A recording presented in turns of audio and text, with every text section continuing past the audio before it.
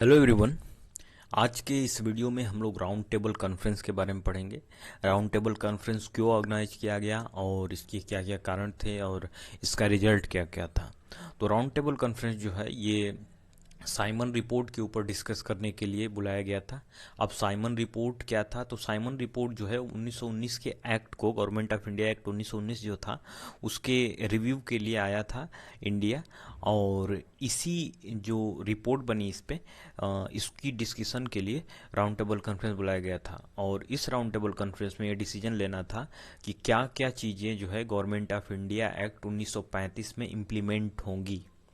तो इसके लिए पहला राउंड टेबल कॉन्फ्रेंस जो है 12 नवंबर 1930 से 31 जनवरी 1931 तक चला था।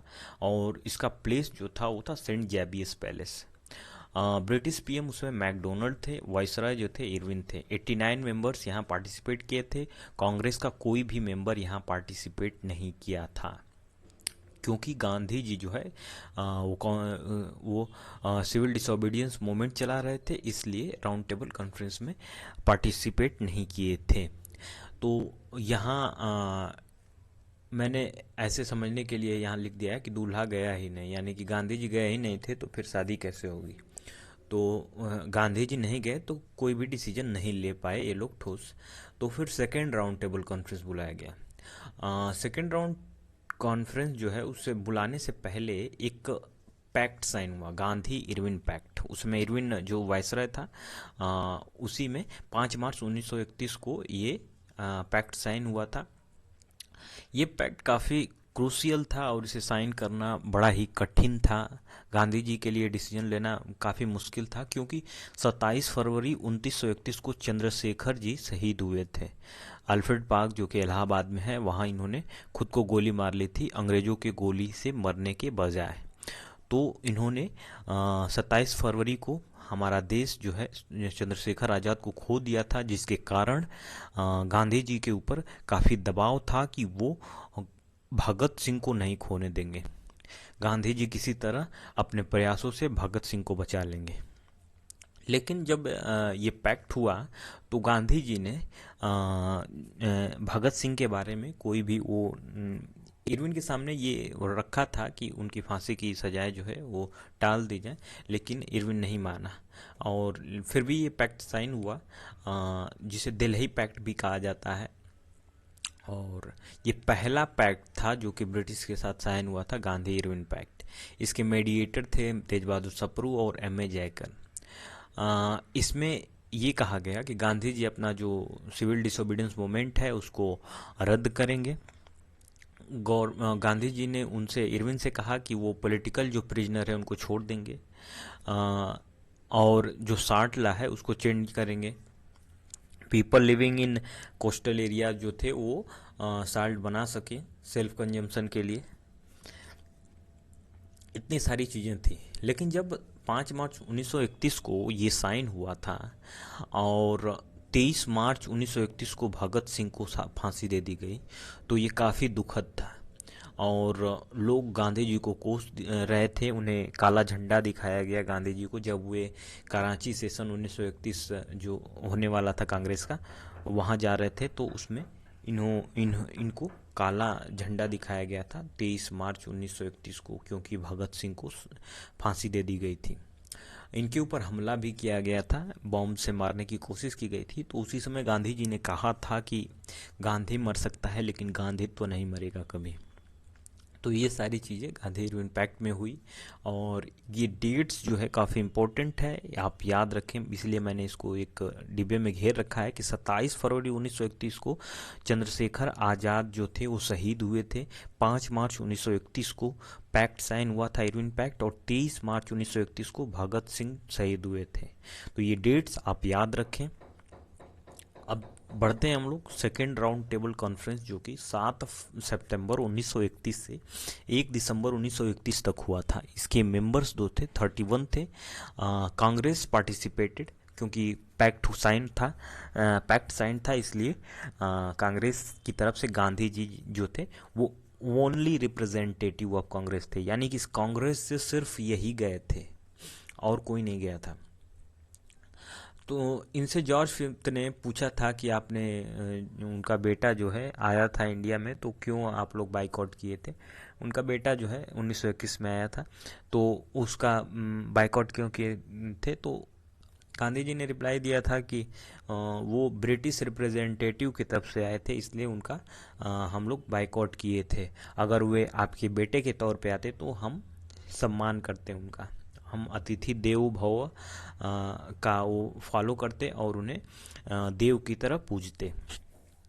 गांधी जी जो है rejected round table conference second on the communal disorder, यानी कि इसमें बहुत सारे खींचातानी हो गई। मुस्लिम लीग कुछ डिमांड कर रही थी, फिर हिंदू महासभा कुछ अपना डिमांड कर रही थी।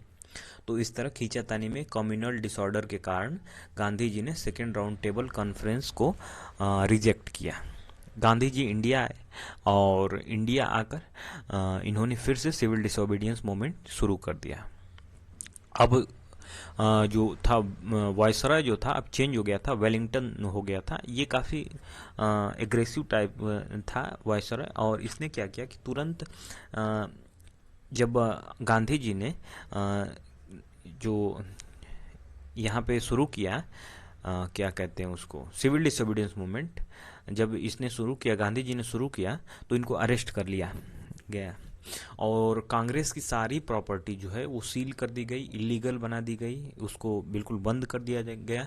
इसी समय बड़े बड़े नेताओं ने बहुत साथ दिया, अपने घर को ही अपना ऑफिस बना लिए कांग्रेस का, और अपनी ज़मीनें बिल्कुल दान दे दी। जैसे आनंद भवन है, मूर्ति भवन है, नेहरू का एक घर था और इनकी ज़मीनें थी, ये बिल्कुल दान दे दिए। और राजेंद्र प्रसाद का पटना में घर था, वहाँ पे उन्होंने इसको दान दिया था। तो कांग्रेस पार्टी के लिए ये लोग दान दे दिए थे अपना घर, उसको ऑफिस बना दिए थे। अब हुआ क्या था कि 7 अप्रैल 1934 को गांधी जी ने सिविल डिसोबीडियंस मूवमेंट को कैंसिल कर दिया, इन्होंने विदड्रॉ कर लिया सिविल डिसोबीडियंस मूवमेंट को। इससे काफ़ी नाराज़गी हुई कांग्रेस में और गांधी जी से लोग गुस्से में थे। अब कम्युनल अवार्ड क्या था या फिर मैकडोनल्ड अवार्ड क्या था। 16 अगस्त 1932 को अंबेडकर की डिमांड पर ये मैकडोनल्ड अवार्ड दिया गया। इसमें ये था कि जो डिप्रेस्ड क्लास हैं, जो पिछड़े वर्ग के हैं, उनको अलग से सेपरेट इलेक्टोरेट दिया जाएगा, यानी कि separate electoral for the Dalit was passed, यानी कि ये अलग से अपना इनके जो कैंडिडेट होंगे ये अलग होंगे और सिर्फ उसी दलित ही उनको वोट देंगे। सेपरेट इलेक्टोरल का मतलब ये होता है। लेकिन गांधी जी को ये पसंद नहीं था, वे इसके खिलाफ हंगर स्ट्राइक पे चले गए। वो यरवदा जेल में थे और उन्होंने 63 दिनों तक यहाँ यरवदा जेल में थे और भूख हड़ताल पे चले गए। 21 दिन वे रहे और उतने में उनकी तबीयत खराब हो गई थी। तो जो कांग्रेस के बड़े नेता थे जैसे मदन मोहन मालवीय, ये लोग अंबेडकर को मनाए और अंबेडकर को बुलाकर इनको बोला गया कि आप लोग आपने कम्युनल अवार्ड जो है उसको वापस लीजिए, हम आपको रिजर्वेशन देंगे दोनों सेंट्रल लेजिस्लेटिव में और स्टेट लेजिस्लेटिव में। तो एक पूना पैक्ट साइन किया गया 26 सितंबर 1932 को गांधी जी और अंबेडकर के बीच में। मीडिएटर थे मदन मोहन मालवीय। इसमें 18% जो है रिजर्वेशन जो है सीट्स का वो इंक्रीज कर दिया गया सेंट्रल लेजिस्लेशन में, और स्टेट लेजिस्लेशन में 71 से 140 सीट्स जो है वो रिजर्व की गई दलित्स के लिए।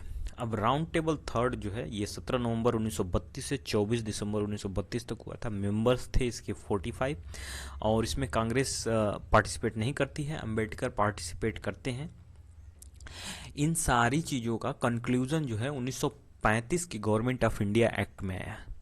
Conclusion of all 3 round table conference जो है इसमें आया, जिसमें कि separate representation to worker and woman के लिए ये प्रावधान है। और इसमें जो है इस गवर्नमेंट ऑफ इंडिया एक्ट से ही मेजर जो सोर्स है ये इंडियन कॉन्स्टिट्यूशन, लगभग 321 आर्टिकल जो है राउंड टेबल ये गवर्नमेंट ऑफ इंडिया एक्ट से ही लिया गया है।